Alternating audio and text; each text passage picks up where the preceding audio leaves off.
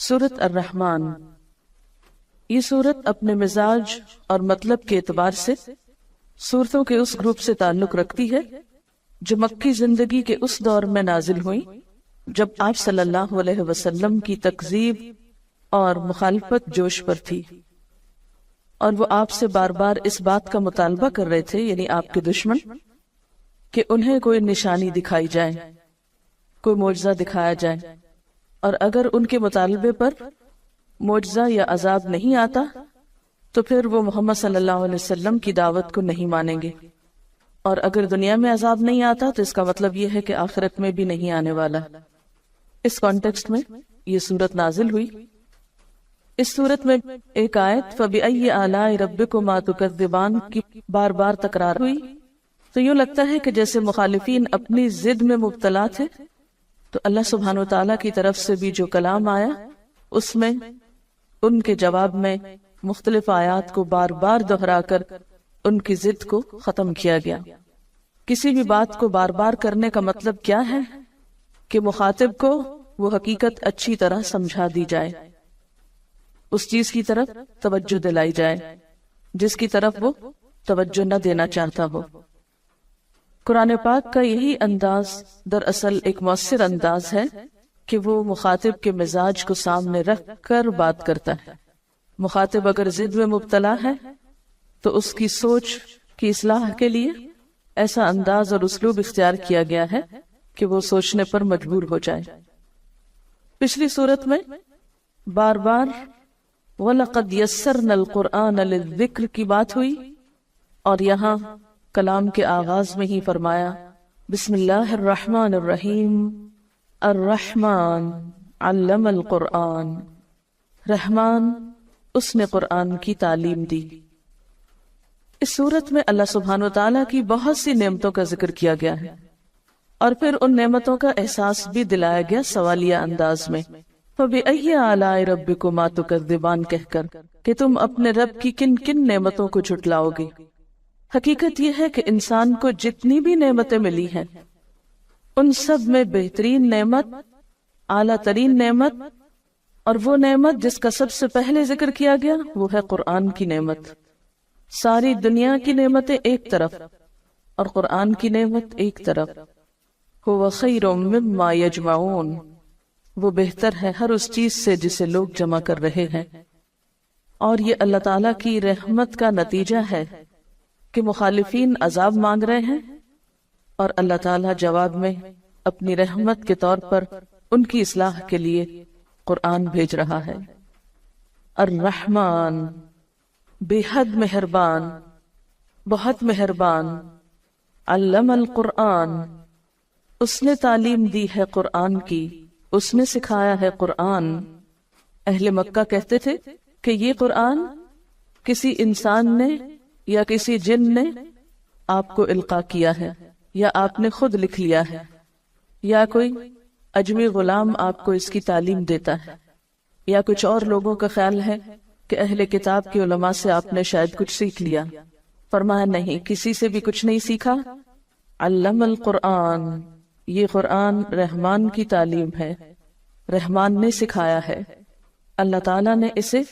نبی صلی اللہ علیہ وسلم کو سکھایا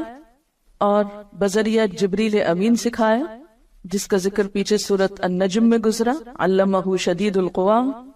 اور پھر آپ صلی اللہ علیہ وسلم نے صحابہ کرام کو سکھایا، اور اس سے یہ سلسلہ چل نکلا جو آج تک باقی ہے اللہ کے فضل سے۔ تو قرآن کی تعلیم دینا ایک بہت اعلیٰ درجے کا کام ہے جسے رحمان نے اپنی طرف منسوب کیا۔ الرحمن علم القرآن، اللہ تعالیٰ کی صفات میں سے بہترین صفت اس کی صفت رحمت ہے، اور اس میں بھی مبالغے کا صیغہ رحمان ہے، تو یہ اس کی رحمت ہے کہ اس نے اس کی تعلیم دی۔ اسی لیے بندوں میں سے بھی بہترین ان کو قرار دیا گیا جو قرآن سیکھیں یا سکھائیں۔ گویا جو شخص یہ چاہتا ہو کہ اس پر اللہ کی رحمت نچھاور کی جائے، اللہ تعالیٰ کی رحمتوں کو پائے، اس کے لیے پھر اس کے سوا کوئی راستہ نہیں کہ اس قرآن کو سیکھے اور سکھائے، یا اس کو لوگوں تک پہنچانے کے لیے کوشش کرے۔ اور یہ حقیقت ہے کہ جو شخص بھی اپنی زندگی، اپنے وقت، اپنے مال، اپنی صلاحیتوں کا کچھ حصہ بھی اس کی تعلیم کو عام کرنے میں استعمال کرے گا، اللہ تعالیٰ اس کی ان تمام چیزوں میں برکت پیدا فرمائے گا اور اپنی خاص رحمت سے نوازے گا۔ اور علامہ کا لفظ باب تفعیل سے ہے، جس کے معنی میں آہستہ آہستہ بتدریج ایک چیز دینا ہوتا ہے، یعنی قرآن پاک یک بارگی نہیں اتار دیا گیا بلکہ تھوڑا تھوڑا کر کے اتارا گیا۔ اور ویسے بھی قاعدے کے مطابق باب تفعیل جو ہے یہ متعدی ہوتا ہے،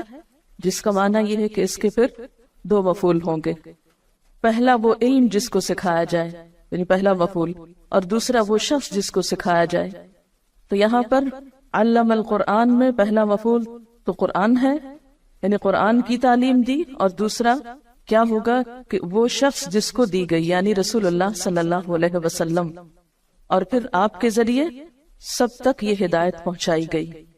تو الرحمن علم القرآن، رحمان نے تو ایک خاص طریقے پر قرآن کی تعلیم دی، آہستہ آہستہ سکھایا، لیکن ہم کیا چاہتے ہیں کہ ایک دم بس پورا کر دیا جائے، چاہے سمجھ میں آئے یا نہ آئے، دل میں اترے یا نہ اترے، عمل کا حصہ بنے یا نہ بنے۔ خلق الانسان، اس نے پیدا کیا انسان کو، اس نے انسان کی تخلیق کی، یعنی انسان بندر وغیرہ سے ترقی کر کے، یعنی جانور سے ترقی یا ارتقاء کر کے انسان نہیں بنا، بلکہ انسان جانوروں سے بالکل ایک الگ مخلوق ہے، مستقل مخلوق ہے۔ خلق الانسان، اس نے انسان کی تخلیق کی، یعنی انسان بطور انسان ہی پیدا کیا گیا، پہلے وہ جانور کے طور پہ نہیں پیدا کیا گیا۔ اور یہاں انسان کا لفظ بطور جنس استعمال ہوا ہے، یعنی سب انسان مراد ہے۔ یہاں پر اللہ تعالیٰ کی تخلیق کی صفت کا ذکر کیوں کیا جا رہا ہے؟ اس لیے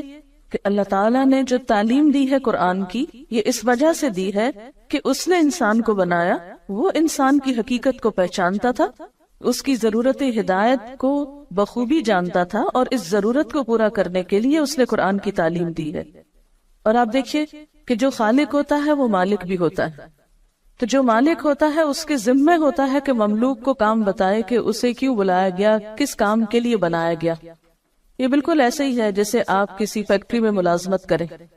تو فیکٹری کے مالک کا ذمہ ہے کہ آپ کو آپ کے کام کی نوعیت بتائے۔ جب بھی کسی کو کسی محکمے میں یا کسی ادارے میں یا کسی دکان پر یا کسی فیکٹری میں مملوک کے طور پر یا کام کے لیے بلایا جاتا ہے ایک امپلائی کے طور پر، تو جو مالک ہوتا ہے اس فیکٹری کا یا بزنس کا، اس کی ذمہ داری صرف یہ نہیں ہوتی کہ لوگوں کو بھرتی کر لے، بلکہ اس کی ذمہ داریوں میں یہ ذمہ داری نہایت اہم ہوتی ہے کہ وہ آنے والوں کو ان کا کام بتائے۔ تو اللہ تعالیٰ نے انسان کو پیدا کیا، وہ انسان کا مالک ہے،